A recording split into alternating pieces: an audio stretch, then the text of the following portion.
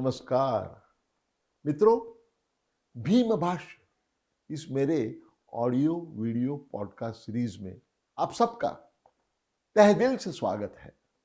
भीम भाष्य इस दृक्श्राव्य श्रृंखला में महामानव डॉक्टर बाबा साहेब अम्बेडकर जी की जो बहुआयामी प्रतिभा थी, उसके 25 पहलू, 25 आविष्कार मैं आपके सामने पेश करने जा रहा हूं। इस दृक्श्राव्य श्रृंखला में करीबन 20 मिनट का एक ऐसे कुल मिला के 54 एपिसोड शामिल है। इस महाश्रृंखला के माध्यम से डॉक्टर बाबा साहेब अम्बेडकर जी के विचार, उनका कार्य, उनकी फलसफी और विशेष रूप से उन्होंने हमारे देश के लिए जो सपना देखा था, वो सपना मैं आपके सामने पेश करने जा रहा हूं। तो मित्रों, चलिए आगे बढ़ते हैं। मित्रों, भीम भाष्य के इस 29वें चरण में, 29वीं कड़ी में डॉक्टर अंबेडकर जी का ब्रिटिश सरकार में कामगार मंत्री की हैसियत से जो योगदान उन्होंने दिया, उसके बारे में हम बात करने वाले हैं। लेकिन सबसे पहले इसकी जो पृष्ठभूमि है उसको समझ लेते हैं। जैसे कि सब लोग जानते हैं, 9 जुलाई 1942 महात्मा गांधी जी ने यहां मुंबई में चले जाओ की घोषणा की और असहकारिता आंदोलन जारी किया और पूरे देश भर में हलचल मच गई। सब जगह यह आंदोलन फैलने लगा।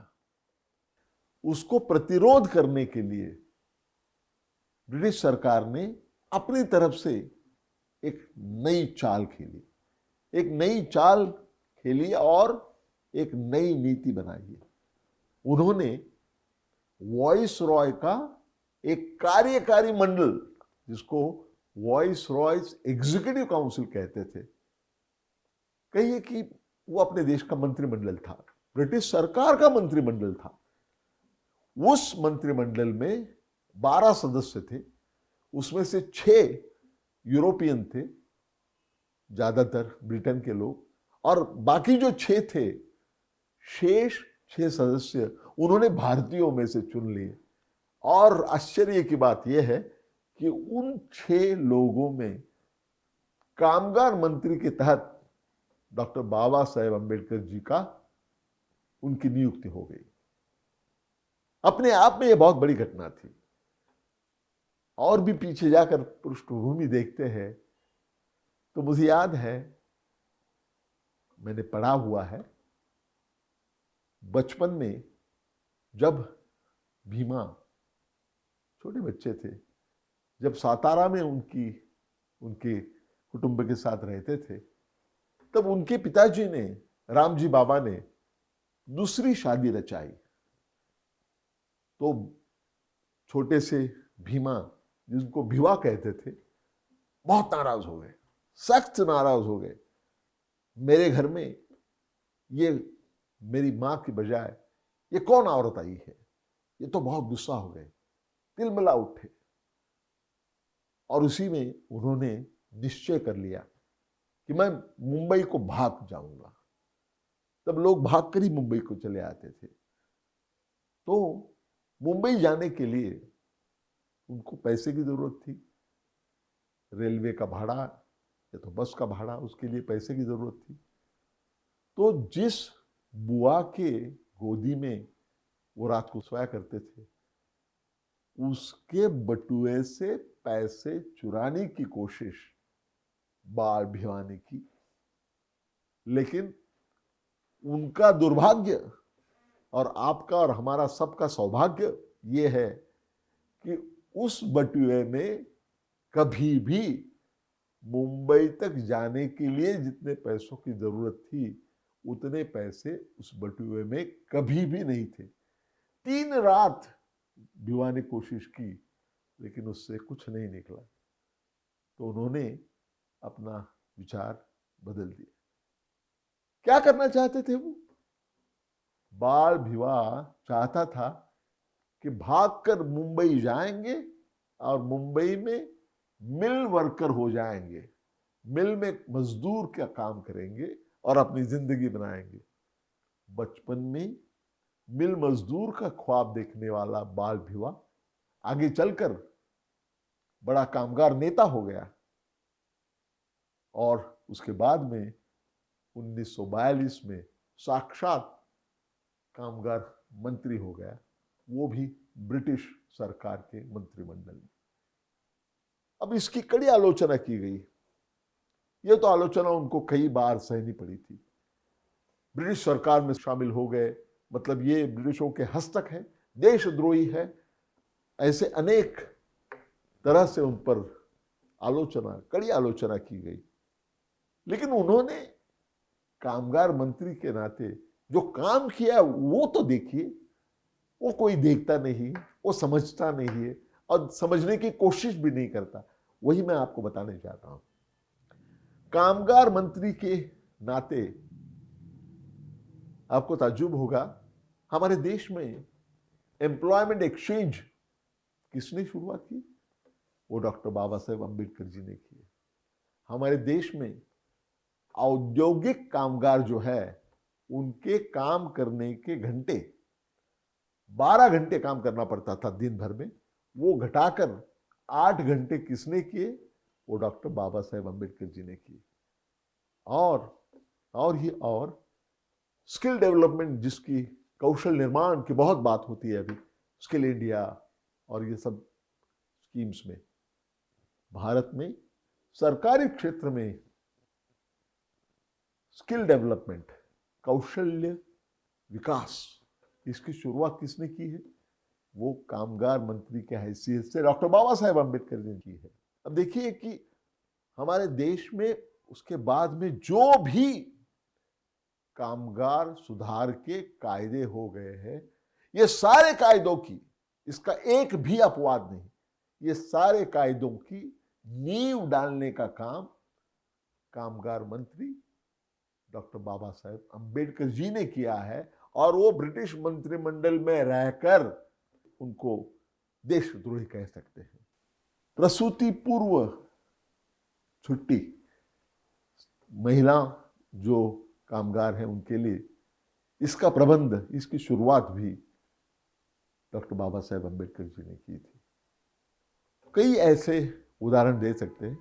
पहली बात तो हमें ये ध्यान में रखनी होगी कि उनको कामगार सदस्य, मजदूर सदस्य कहा जाता था, लेकिन वो एक ही खाता उनके पास नहीं था, बहुत सारे खाते उनके पास थे। क्या थे वो? मजदूर के साथ में, कामगार मंत्री के साथ साथ वो सार्वजनिक बांधकाम के मंत्री थे, जल नीति के मंत्री थे, धरणों का काम वो देखते थे, ऊर्जा के वो मंत्री थे, और खनिज जो है वो सबके भी, उसके भी वो मंत्री थे। तो आज के जमाने में देखेंगे तो जिसके 20 मिनिस्ट्रीज हो गई है, ऐसे सारा बड़ा क्षेत्र उनके अधिकार में आ गया था। और हर एक क्षेत्र में डॉक्टर बाबा साहेब अम्बेडकर जी ने बहुत ही महत्वपूर्ण योगदान दिया है। इसके तरफ जरा और नजदीक से देखते हैं। लेबर मिनिस्टर, कामगार मंत्री, इसकी हैसियत से केंद्रीय संसद में डॉक्टर बाबा साहेब अम्बेडकर जी ने बहुत सारे विधेयक पारित कर लिए। उसमें से मजदूरों के बारे में, कर्मचारियों के बारे में 2 विधेयक बहुत महत्वपूर्ण हैं। पहला था Indian labour union amendment act. उन्होंने भारतीय कामगार संगठना अमेंडमेंट, दुरुस्ती, ये जो विधेयक था उसमें उसका वैशिष्ट्य ये था कि उसने, इस विधेयक ने जो उद्योजक थे, मालिक का वर्ग था, उनके लिए यह बंधनकारक किया कि कामगारों का जो संगठन होगा उसको मान्यता देना, यह अधिकार, ये जिम्मेदारी उन पर सौंपी गई। दूसरा वैशिष्ट्य यह था कि उद्योजकों ने जो कामगार संगठन है उसको मान्यता मिलने के लिए जो भी शर्तें लागू की थी, कुछ शर्तें लागू की थी, वो शर्तें पार करने के बाद में ही कोई संगठन, कामगार संगठन करके मान्यता प्राप्त हो जाता था। तीसरा वैशिष्ट्य ये था कि अगर किसी कामगार संगठन ने मान्यता पाने के लिए, मान्यता हासिल करने के लिए जो पूर्व शर्तें हैं, वो सारी शर्तें अगर पूरी कर ली और फिर भी अगर उद्योजक ने, मालिक ने उन्हें मान्यता देने से इनकार कर दिया तो उस पर मुकदमा चला के उसको पनिशमेंट देने का प्रावधान भी उस विधेयक में था। यह बहुत ही महत्वपूर्ण विधेयक था। उसके बाद में उन्होंने हमारे देश में जो फैक्ट्रीज एक्ट है, तो 1934 का जो एक्ट था उसमें बड़े सुधार कर लिए, जिसमें हर एक कारखाने में स्वच्छता गृह होना चाहिए, आग से बचने के लिए कितनी एस्केप रूट होनी चाहिए, बाहर जाने के लिए कितने रास्ते होने चाहिए, अधिकृत छुट्टी का दिन होगा उस दिन पर काम करेगा, उस दिन जो काम करेगा उसको पूरक छुट्टी देने का जो मामला है वो भी उसमें था। पेड लीव, कामगारों को तनख्वाह देके छुट्टी देने का प्रस्ताव भी पहली बार उसमें सम्मत हो गया और पारित हो गया। और काम के तास कम करना, ज्यादा घंटे जो काम करेगा उसके लिए उसके तनख्वाह का कितना प्रतिशत, कितना हिस्सा देना चाहिए, ऐसी बहुत सारी महत्वपूर्ण बातों का उसमें समावेश था। जाते जाते मैं मेरा व्यक्तिगत अनुभव भी बताना चाहता हूं कि 1934 का जो फैक्ट्रीज एक्ट था उसमें बड़े पैमाने पर सुधार करने का काम डॉक्टर बाबा साहेब अम्बेडकर जी ने तब किया था। 1943, 1944 उन सालों में किया था। उसके बाद में उसी फैक्ट्री एक्ट का, तब वो फैक्ट्री एक्ट ऑफ 1961 था, उस एक्ट में बदलाव लाने के लिए जो एक हाई पावर्ड कमेटी बनाई गई थी, उसकी अध्यक्षता, मेरा सौभाग्य है कि उसकी अध्यक्षता करने की जिम्मेदारी मुझ पर सौंप दी गई थी जब मैं भारतीय नियोजन आयोग का सदस्य था। तब वो साल था 2012। चलिए फिर आते हैं डॉक्टर बाबा साहेब अम्बेडकर जी की जो उनका जो योगदान है उसकी तरफ। जैसे कि मैंने पहले कहा, मजदूर मंत्री तो वो थे ही, लेकिन साथ साथ और भी बहुत सारे खाते उनको दे दिए गए थे। सार्वजनिक बांधकाम, ये बहुत ही महत्वपूर्ण खाता है। उसके तहत उन्होंने कई बहुत बड़े बड़े प्रकल्प, उनकी शुरुआत उन्होंने की थी। बंगाल और बिहार के लिए दामोदर वैली, ये बहुउद्देशीय प्रकल्प 1945 में डॉक्टर बाबा साहेब अम्बेडकर ने उसकी नींव रखी और उससे 50 लाख लोगों का प्रत्यक्ष रूप से और कई लाखों लोगों का अप्रत्यक्ष रूप से उसका फायदा होने वाला था। उसके साथ साथ उन्होंने हीराकुड डैम जो है, इस डैम के प्लानिंग से लेके उसकी परियोजना खत्म होने तक पूरा काम, उसका नियोजन और उसका अमल, ये डॉक्टर बाबा साहेब अम्बेडकर जी ने मंत्री के नाते किया है।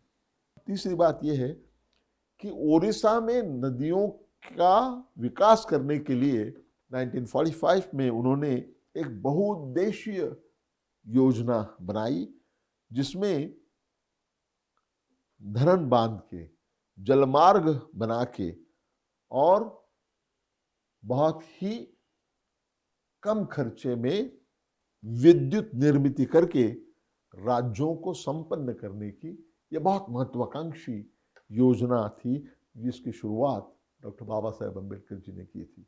आपको याद होगा कुछ बरस पहले नदियों को जोड़ने की बात बहुत बड़े प्रकाश से सामने आई थी।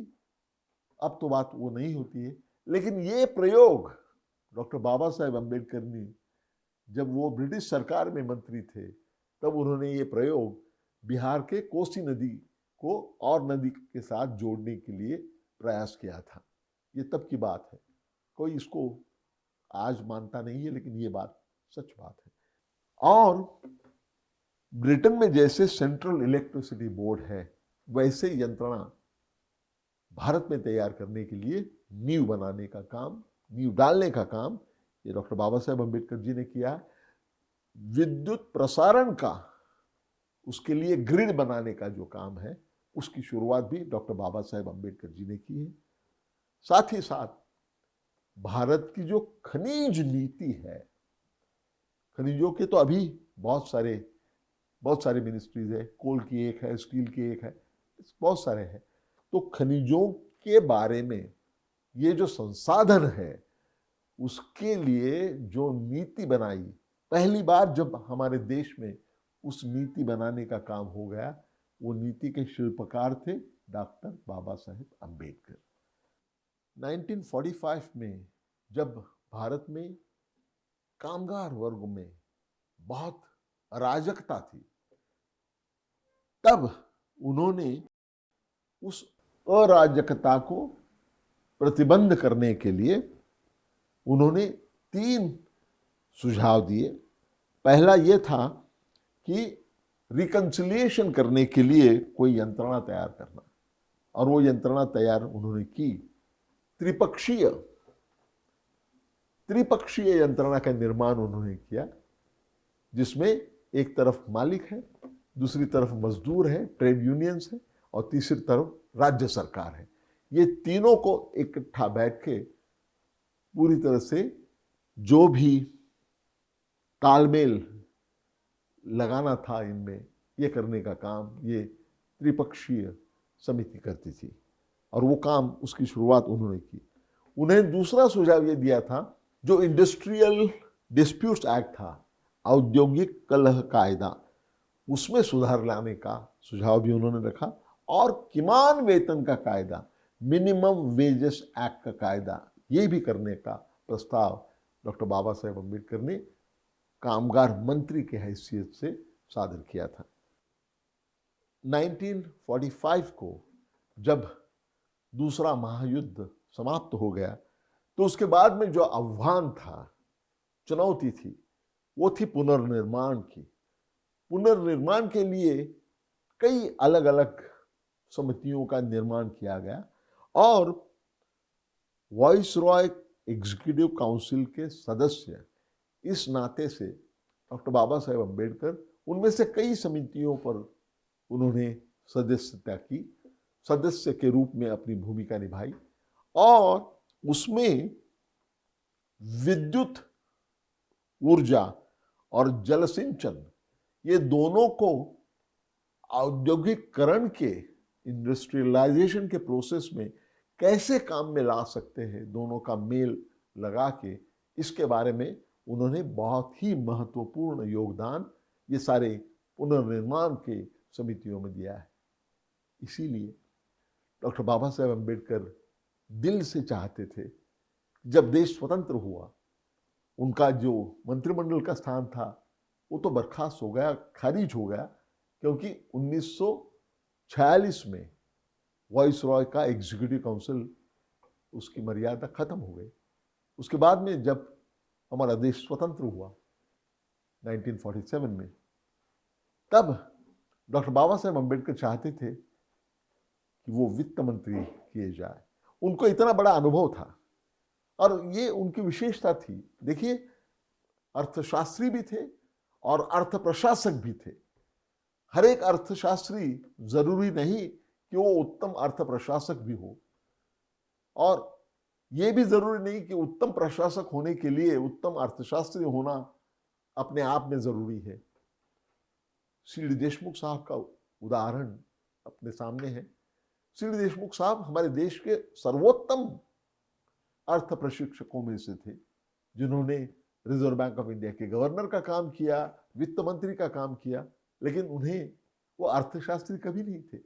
उनकी जो उपाधि थी वो तो बॉटनी में थी।